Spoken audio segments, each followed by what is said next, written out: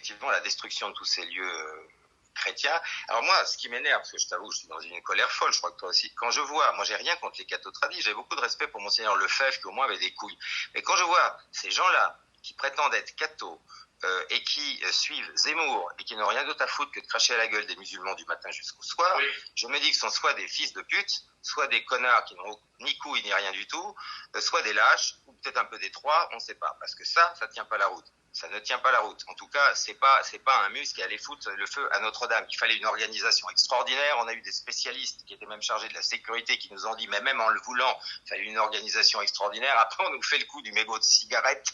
Enfin, je veux dire, on nous aura tout fait. Après, le type qui était spécialiste justement de ça et qui était responsable justement de ça, il est passé une fois sur LCI. Après, le type, ils l'ont fait foutre le camp à l'étranger. Interdiction totale de parler.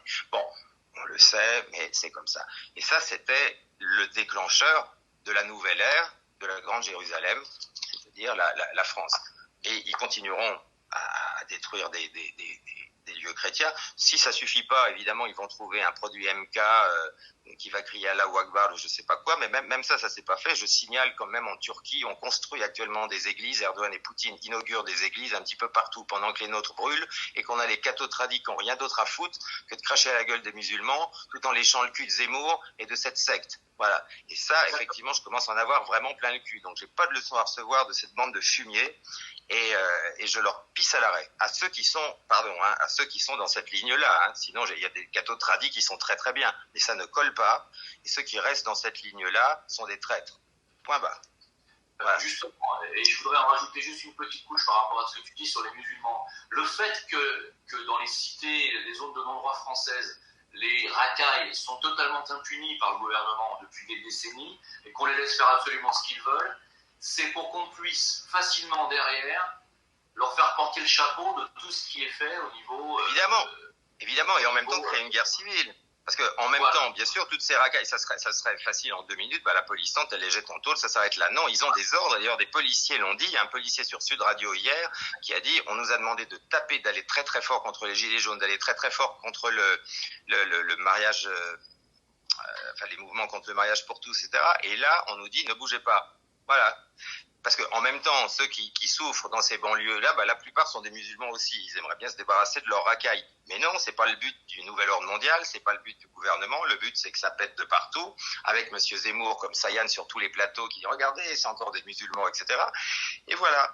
Et après, ils espèrent que toute la colère populaire se retournera contre le musulman. Voilà, c'est tout. Et en même temps, il y avait eu, il y a quelques années, des musulmans qui avaient été à la police pour dénoncer 1 ou 2 mosquées, il y en a très très peu qui étaient des mosquées wahhabites, donc sionistes, pour des propos absolument incroyables. Ce sont des musulmans qui sont allés dire mais ça n'a rien à voir avec le Coran, vous vous rendez compte, on leur a dit dégage toi, dégage. Donc il est absolument pas niable qu'il y a cette volonté et que malheureusement les Français ne s'éveillent pas à ça. C'est pas pour faire j'en ai marre de me faire traiter de baboucholade, je vis en Turquie depuis des années, personne m'a demandé de me convertir, je vis comme je veux, etc.